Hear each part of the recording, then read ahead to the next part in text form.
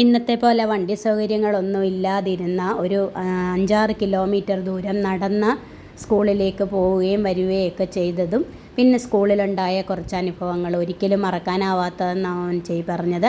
അങ്ങനത്തെ കുറേ അനുഭവങ്ങളും ഒക്കെ ഇന്ന് നമ്മളുമായിട്ട് പങ്കുവെക്കുവാണ്. അപ്പോൾ വീഡിയോ എല്ലാവരും കാണുക. കഴിഞ്ഞ ദിവസത്തെ വീഡിയോ എല്ലാവരും കണ്ടെന്ന് വിചാരിക്കുന്നു. അപ്പോൾ ഓരോരോ അനുഭവങ്ങൾ ഇങ്ങനെ പറയുമ്പം നമുക്ക് ഓരോന്നും ഓരോ പാഠങ്ങളാണ്. അപ്പോൾ വർഷങ്ങൾക്ക് മുമ്പായിരുന്നിട്ടും ഓമനച്ചയുടെ ഓരോ അനുഭവങ്ങൾ പറയുമ്പോൾ അന്നും ഇങ്ങനെയൊക്കെ ഉണ്ടായിരുന്നല്ലോ എന്ന് തോന്നിപ്പോകുന്നു. ഏത് മക്കളുടെയും ഒരു വലിയ ആഗ്രഹമാണല്ലേ, ഒരു സ്വന്തമായിട്ടൊരു ജോലി കിട്ടി നമുക്കൊരു വരുമാന മാർഗമായി കഴിയുമ്പോൾ നമുക്ക് കിട്ടുന്ന ആ ഒരു നമുക്ക് കിട്ടിയ നമ്മുടെ അധ്വാനത്തിൻ്റെ ഫലം കിട്ടിയ നമ്മുടെ സ്വന്തം അച്ഛനമ്മമാരുടെ കയ്യിൽ, പ്രത്യേകിച്ച് പെമ്മക്കളാകുമ്പോൾ അച്ഛന്മാരുടെ കൈ കൊണ്ട് കൊടുക്കുക എന്ന് പറയുന്ന ഒരു പ്രത്യേക സന്തോഷം തന്നെ. അപ്പം ഇത്രയും വർഷങ്ങൾ കഴിഞ്ഞിട്ടും തൻ്റെ ജോലിയിൽ ആദ്യം കിട്ടിയ 2-3 മാസത്തെ ശമ്പളം അച്ഛൻ്റെ കൊടുക്കാൻ പറ്റിയ ആ ഒരു സന്തോഷം പറയുമ്പോൾ ഓമനച്ചയുടെ മുഖത്തുണ്ടായ അന്നത്തെ ആ കൊടുത്തപ്പോൾ ഏത് സന്തോഷമാണോ ഉണ്ടായത്, അന്നത്തെ ആ ഒരു സന്തോഷം തന്നെ ഓമനച്ചയുടെ മുഖത്തു നിന്ന് നമുക്ക് കണ്ട് മനസ്സിലാക്കാൻ പറ്റുന്ന അത്രയും സന്തോഷത്തോടെയാണ് ഓമനച്ച അക്കാര്യം പറഞ്ഞത്. അപ്പം അമ്മയ്ക്ക് പോലും അറിയത്തില്ലായിരുന്നു ഓമനച്ചയുടെ വേലിക്ക് മുമ്പേ തന്നെ ജോലി കിട്ടി എന്നുള്ളത്. ജോലി കിട്ടി, സ്വന്തം മടത്തിൽ നിന്ന് 2-3 മാസത്തെ ശമ്പളം അച്ഛൻ്റെ കൊടുത്തു. അതിനുശേഷമാണ് വേലി കഴിഞ്ഞ് കുട്ടമ്പേരൂരേക്ക് വന്നത് എന്നൊക്കെ പറഞ്ഞപ്പോഴത്തേക്ക് ഭയങ്കര സന്തോഷം തോന്നി. അപ്പോൾ എനിക്കും പെട്ടെന്ന് എൻ്റെ അച്ഛനെ ഓർമ്മ വന്നു. കൂടെ ഉണ്ടായിരുന്ന മറ്റധ്യാപകരുടെ കരുതലും സ്നേഹവും പിന്നെ കുട്ടികളിൽ നിന്നുള്ള ഓരോരോ അനുഭവങ്ങളും ഒക്കെയാണ് ഓമനച്ച പറയുന്നത്. കവിത്രയങ്ങളെക്കുറിച്ച് പഠിപ്പിക്കുമ്പോൾ സാഹചര്യത്തിലുണ്ടായ ഓരോ കാര്യങ്ങളും ഒക്കെ കുട്ടികൾക്ക് മനസ്സിലാവട്ടെ എന്ന് കരുതിയാണ് അത്രയൊക്കെ പറഞ്ഞത്. പക്ഷേ അത് ചില കുട്ടികൾ അങ്ങനെ ആയിരിക്കുമല്ലോ അല്ലേ, അവരത് വേറൊരർത്ഥത്തിലെടുത്തു. അങ്ങനെ അതിൻ്റെ കാര്യങ്ങളുമൊക്കെ. പക്ഷേ ആ രക്ഷിതാവിന് അത് മനസ്സിലായി. അവിടെ വന്ന് കാര്യം തിരക്കാൻ വന്നപ്പോഴത്തേക്കും ഓമനച്ച അതെല്ലാം വിശദീകരിച്ച് കൊടുത്തപ്പോഴത്തേക്കും ആ രക്ഷിതാവിന് അത് മനസ്സിലായി. അപ്പോൾ അങ്ങനത്തെ കുറേ അനുഭവങ്ങളാണ് നമ്മളുമായിട്ട് ഇന്ന് പങ്കുവെക്കുന്നത്. പിന്നെ TTC 2 വർഷം ആക്കിയതിലെ ആദ്യത്തെ ബാച്ചാണ് ചെയ്യുന്നത്. ഇന്നത്തെ കാലത്തൊക്കെ ഇത്രയും പഠിക്കുന്നവർ തന്നെ വളരെ ചുരുക്കമായിരിക്കും, പ്രത്യേകിച്ചും ഈ അന്തർജനങ്ങൾ. കാരണം അവർക്ക് എങ്ങനെയും കുറച്ചെന്തെങ്കിലും പഠിപ്പിച്ചു ഉടനെ പിന്നെ വേലി കഴിച്ചു കൊടുക്കുക, അങ്ങനെയൊക്കെയുള്ള ഒരു കാലഘട്ടമാണല്ലോ മുമ്പൊക്കെ. അപ്പോൾ ആ കാലഘട്ടത്തിലാണ് ഓമനച്ച ഇത്രയും പഠിക്കുകയും പിന്നെ ജോലി മേടിക്കുകയും ഒക്കെ ചെയ്തത്. അപ്പം രാവിലെ എല്ലാ ജോലികളും ഒതുക്കിയിട്ട് ഇന്നത്തെ പോലെ 3-4 പേരല്ലല്ലോ പണ്ടൊക്കെയുള്ള കുടുംബങ്ങളിൽ ധാരാളം ആൾക്കാർ കാണാം. അപ്പോൾ എല്ലാവർക്കും ഉള്ള എല്ലാം വേണമെന്ന എല്ലാ സാധനങ്ങളും ആക്കി ഒരുക്കി ജോലിയെല്ലാം തീർത്ത് വെച്ചിട്ട് വേണം ഇത്രയും ദൂരം നടന്ന് ജോലിക്ക് പോകാൻ. പിന്നെ വൈകിട്ട് വന്നാലും ബാക്കി ജോലികളൊക്കെ ഉണ്ടല്ലോ. അപ്പോൾ അങ്ങനത്തെ ഒരു കാലം. ഇതൊക്കെ അമ്മ പറഞ്ഞ് അറിയാവുന്ന കാര്യങ്ങളാണ് കേട്ടോ. അപ്പോൾ ഇപ്പോഴും ഓമനച്ചയ്ക്ക് അറിയാവുന്ന കാര്യങ്ങൾ നമുക്ക് എല്ലാവർക്കും പകർന്നു തരുന്നത് ഈ വളരെ സന്തോഷമുള്ള കാര്യമാണ്. എപ്പോൾ ചെന്നാലും നമുക്ക് എന്ത് സംശയം ചോദിച്ചാലും അറിയാവുന്ന കാര്യങ്ങളാണെങ്കിൽ പറഞ്ഞു തരും. പ്രത്യേകിച്ച് ഓരോരോ നമ്മുടെ പുരാണ കഥകളാണെങ്കിലും നമ്മുടേതായിട്ടുള്ള ആചാരാനുഷ്ഠാനങ്ങളുടെ കാര്യത്തിലാണെങ്കിലും എന്ത് കാര്യമാണെങ്കിലും നമുക്ക് ഈ തിരുവാതിര അങ്ങനത്തെ കാര്യങ്ങളൊക്കെ വരുമ്പോൾ നേദിക്കാനൊന്നും അറിയാത്ത ഒരുപാട് ആൾക്കാരുണ്ട്. അതുപോലെ നമുക്ക് നാരായണീയം കഥകളാണെങ്കിൽ ഇതൊന്നും അറിയാനേ വയ്യാത്ത കാര്യങ്ങളുണ്ട്. ഞാൻ പറഞ്ഞില്ലേ, ഞാൻ മുമ്പും പറഞ്ഞിട്ടുണ്ടല്ലോ, നാരായണീയം വായിക്കാൻ, ഭാഗവത കഥകൾ, അങ്ങനത്തെ ഒരുപാട് കഥകളറിയാം. അപ്പം ഞാനിനിയും പോയി അതിൻ്റെ എല്ലാം വീഡിയോകളെല്ലാം എടുത്ത് ഞാൻ ഓരോന്നായിട്ട് ഞാൻ നിങ്ങൾക്കും കൂടെ പങ്കുവയ്ക്കുന്നതായിരിക്കും. കാര്യം എനിക്ക് അത്ര സന്തോഷമാണ് ആ വീഡിയോകൾ നിങ്ങളുമായിട്ട് ഷെയർ ചെയ്യാൻ പറ്റുന്നതിൽ. എനിക്ക് ഭയങ്കര സന്തോഷമാണ്. കാര്യം ഒരാൾക്ക് ഇത്രയും അറിവുള്ള ഒരാളിൽ നിന്ന് നമുക്ക് ലഭിക്കുന്ന അറിവുകൾ വേറൊരാൾക്കും കൂടെ കൊടുക്കാൻ പറ്റുന്നത് ഒരു വലിയ കാര്യമായിട്ട് തന്നെ ഞാൻ കാണുന്നു. ഇനി നമുക്ക് വീഡിയോയിലേക്ക് പോകാം. എന്തൊക്കെയാണ് ഓമനച്ചയ്ക്ക് പറയാനുള്ളതെന്ന് കേൾക്കാമല്ലോ. മഹാത്മയിലല്ലായിരുന്നോ ചെന്നൈത്തലെ? മഹാത്മ ഗേൾസിലോ ബോയ്സിലോ? ആദ്യം 61 ജൂലൈ 4 1961 ജൂലൈ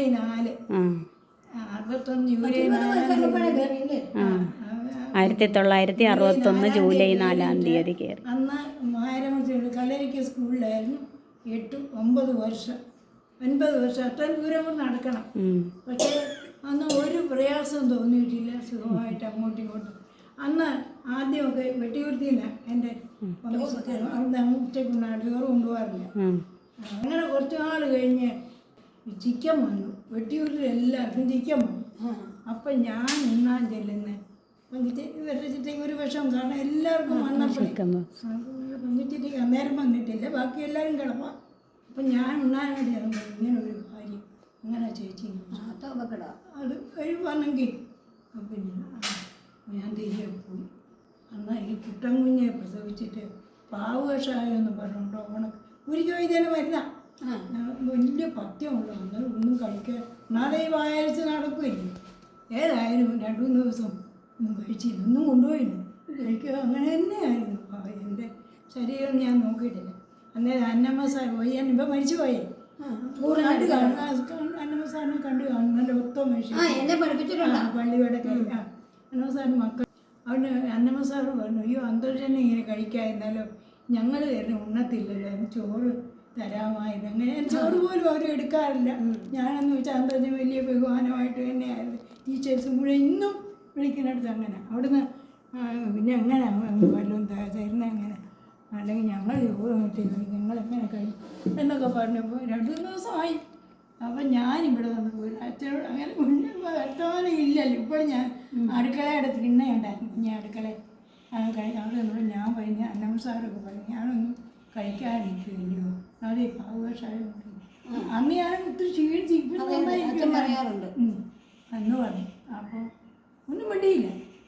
പിറ്റേന്ന് സ്കൂളിൽ ചോറ് പാത്രം ഉപയോഗിച്ചുകൊണ്ട് വന്നത് ചോറ് കൊണ്ടുപോകും, ചോറ് കൊണ്ടുപോകുമല്ലോ, അല്ലെങ്കിൽ മറ്റേ സ്കൂളിൽ ചോറ് കൊണ്ടുപോകും. അപ്പോൾ ചോറ് പിന്നെ അമ്മ ഒന്നും പറഞ്ഞില്ല, അവരുടെയൊന്നും കുറ്റമല്ല എന്ന് പറഞ്ഞു. പിന്നെ ചോറ് കൊണ്ടുപോയിട്ടേ ഉള്ളൂ. പിന്നെ അവിടെ പിന്നെ കുറച്ച് ദൂരമേ ഉള്ളൂ. അങ്ങനെ ഇരിക്കെ പുട്ടൻകുഞ്ഞ് 76-ലാണ് 8 വർഷം പുട്ടൻകുഞ്ഞുണ്ടായ വർഷം 2 സ്കൂളാക്കി.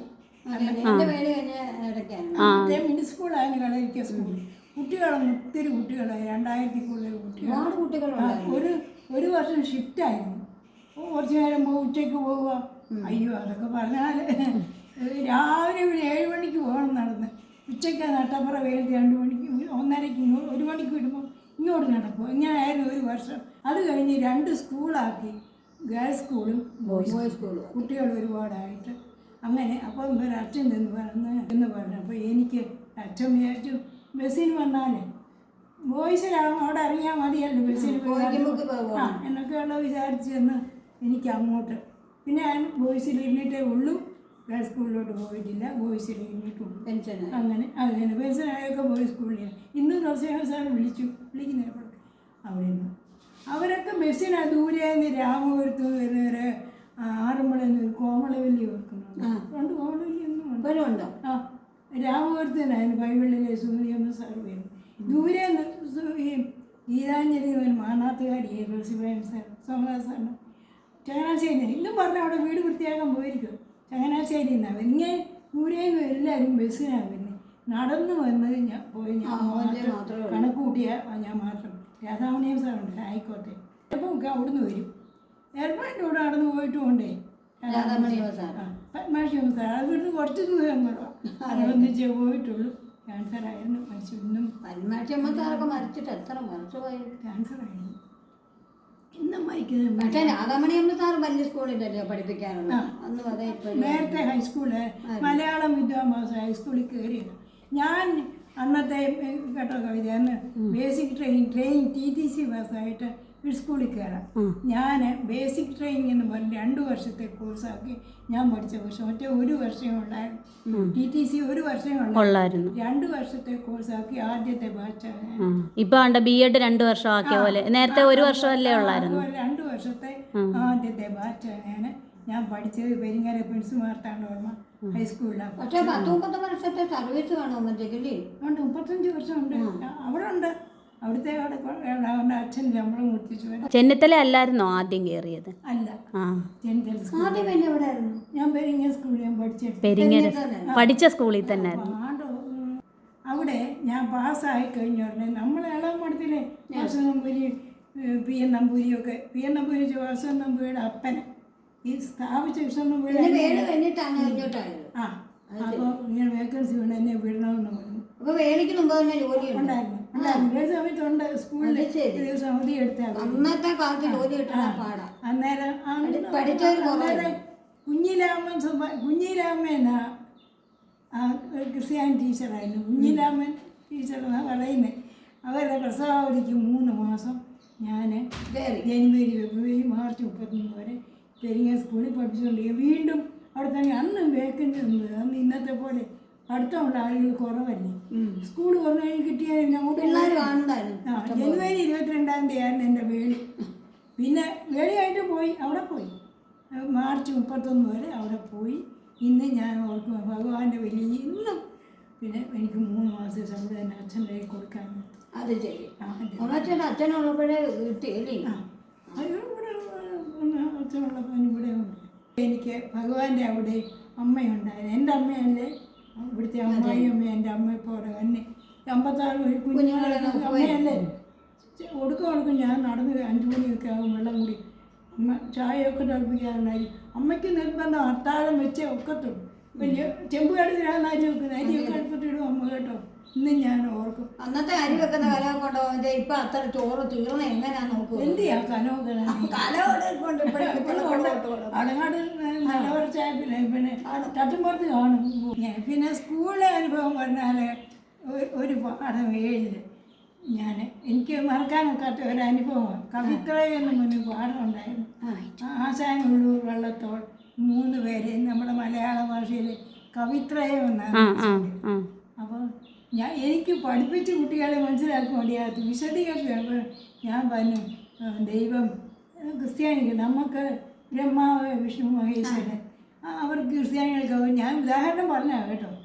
പിന്നെ എന്താ പരിശുദ്ധാത്മാവ് ദൈവം ഉണ്ടോ വേറെ ഒന്നുകൂടെ ഇപ്പം മറന്നു പോയാലും ഇപ്പം പെട്ടെന്ന് പരിശുദ്ധാത്മാവ് കർത്താവ് ദൈവം അവർക്ക് ഏതായാലും 3 ഉണ്ട്. അവരെ അത് പറഞ്ഞു കൊടുത്തത് അതെന്തോ ഒരു ക്രിസ്ത്യാനി കൊച്ചിന് ഇഷ്ടപ്പെട്ടില്ല.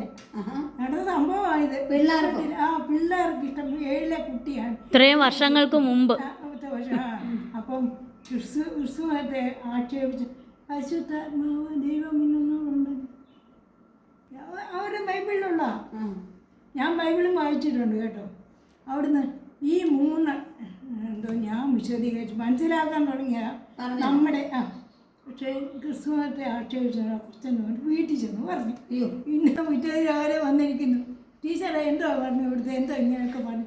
ഞാൻ പറഞ്ഞു ഇന്നതാണ് എനിക്കൊന്നും മനസ്സിലുണ്ടായില്ല. കർത്താവ് ദൈവം പരിശുദ്ധാത്മാവെന്നാന്ന് തോന്നുന്നു. അവർക്ക് ഞങ്ങൾക്ക് ബ്രഹ്മാവ് വിഷ്ണു ശിവനെ ഇങ്ങനെയല്ലേ നമുക്ക്. അതുപോലെ കവിത്രയം 3 പേര് അതുപോലെ തന്നെ ഓരോ കുട്ടികൾക്കും ഓർത്തിരിക്കാൻ വേണ്ടി പറഞ്ഞതാ. ആശാനുള്ളൂർ വള്ളത്തോൾ ആ 3 കവിത്രയം മനസ്സിലാക്കാൻ വേണ്ടി ഇത്രയൊക്കെ വീട്ടിൽ പറഞ്ഞതാ. എനിക്കൊന്നുമില്ല. എനിക്ക് ക്രിസ്തു മതവും എനിക്ക് ബഹുമാനം, ഹിന്ദു മതവും അല്ലേ എല്ലാ മതങ്ങളും അവരുടെ വിശ്വാസം എൻ്റെ വിശ്വാസം എന്നെ രക്ഷിക്കുക അല്ലേ. അവർക്കും ഒറ്റയുള്ള അവർക്ക് അവരുടെ. അതുകൊണ്ട് ഞാനൊന്ന് അയക്ക് മനസ്സിലായി. അയക്ക് വലിയ സന്തോഷം. ടീച്ചർ പറഞ്ഞു ശരിയാണ്. ഞാൻ ടീച്ചറിനോട് ചോദിക്കാൻ വന്നല്ലോ ഞാൻ പോകാമെന്ന് പറഞ്ഞു. അയാളങ്ങ് പോയി. ഇങ്ങനെ അനുഭവം ഉണ്ടായിട്ടുണ്ട്. പക്ഷേ അയാൾ പിന്നെ അയക്ക് കാര്യം മനസ്സിലായി പോവുകയും ചെയ്തു. ഒന്നും ഒരു കുറ്റവും പറഞ്ഞിട്ടില്ല. അവസാനം ഞാൻ പെൻഷൻ പറ്റാൻ വന്നപ്പോൾ ഒരാൾ പ്രസംഗിച്ച് ഇപ്പോഴും ഞാൻ ഓർക്കുന്നു. അന്തർജനം തന്നെ ചന്ദനക്കുതയില്ല ഞങ്ങളാരും കണ്ടിട്ടില്ല. ചന്ദനക്കുതയില്ല എന്നെ കണ്ടിട്ടില്ല. 1961 ജോലി കിട്ടിയതെന്ന് പറഞ്ഞു. ചെന്നിത്തല മഹാത്മാ സ്കൂളിലെ അന്നത്തെ വിദ്യാർത്ഥികളായിരുന്ന ആരെങ്കിലും എൻ്റെ ഈ വീഡിയോ കാണുന്നുണ്ട്, സാവിത്രി ദേവി എന്ന് പറയുന്ന ഈ അധ്യാപിക നിങ്ങളെ പഠിപ്പിച്ചിട്ടുണ്ടെങ്കിൽ നിങ്ങളൊന്ന് കമൻറ്റ് ചെയ്യണേ. അപ്പോൾ ഓരോരോ അനുഭവങ്ങൾ പറയുന്നത് ഇങ്ങനെ കൗതുകത്തോടെ ഭയങ്കര അതിശയത്തോടെ കേട്ടുകൊണ്ടിരിക്കുന്ന അമ്മയും നന്ദൂസും ഒക്കെ ആയിരുന്നു കേട്ടോ. അപ്പോൾ എനിക്ക് അവൻ കുറച്ച് വീഡിയോ ഒക്കെ എടുത്തു തന്നു. അപ്പോൾ ഇനിയും 35 വർഷത്തെ സർവീസിനിടയ്ക്കുള്ള ഒരുപാട് കാര്യങ്ങൾ ഇനിയും പറയാനുണ്ട്, എനിക്കിനിയും കേൾക്കാനുണ്ട്. അപ്പോൾ ഞാൻ ഇനിയും പോയി വീഡിയോകളൊക്കെ എടുത്ത് നിങ്ങളുമായിട്ട് പങ്കുവയ്ക്കുന്നതായിരിക്കും. അപ്പോൾ ഇന്നത്തെ ഓരോരോ അനുഭവങ്ങൾ എല്ലാവർക്കും ഇഷ്ടപ്പെട്ടെന്ന് വിചാരിക്കുന്നു. ഇഷ്ടപ്പെട്ടെങ്കിൽ ലൈക്ക് ചെയ്യുക, നിങ്ങളുടെ അഭിപ്രായങ്ങളൊക്കെ കമൻറ്റ് ചെയ്യുക. സബ്സ്ക്രൈബ് ചെയ്യാത്തവർ സബ്സ്ക്രൈബ് ചെയ്യുക. തൊട്ടടുത്തുള്ള ബെൽ ബട്ടണിൽ ഓൾ എന്ന ഓപ്ഷൻ ക്ലിക്ക് ചെയ്യുക. എങ്കിൽ മാത്രമേ ഞങ്ങളുടെ വീഡിയോയുടെ നോട്ടിഫിക്കേഷൻസ് നിങ്ങൾക്ക് ലഭിക്കത്തുള്ളൂ. അപ്പോൾ എല്ലാവരും നോട്ടിഫിക്കേഷൻ കിട്ടുന്നില്ല എന്ന് പറയുന്നുണ്ട്. അത് നിങ്ങൾ ഓൾ എന്ന ഓപ്ഷൻ ക്ലിക്ക് ചെയ്തിട്ടുണ്ടായിരിക്കത്തില്ല. അപ്പോൾ ഓളും കൂടെ ഒന്ന് ക്ലിക്ക് ചെയ്തേക്കണേ. സബ്സ്ക്രൈബ് ചെയ്യാത്തവർ സബ്സ്ക്രൈബ് ചെയ്തേക്കണേ. അപ്പോൾ ഇനി നമുക്ക് മറ്റുള്ള വീഡിയോകളും ഒക്കെ ആയിട്ട് നമുക്കിനി വരുന്ന ദിവസങ്ങളിൽ കാണാം. എല്ലാവർക്കും ടാറ്റാ ബൈ ബൈ.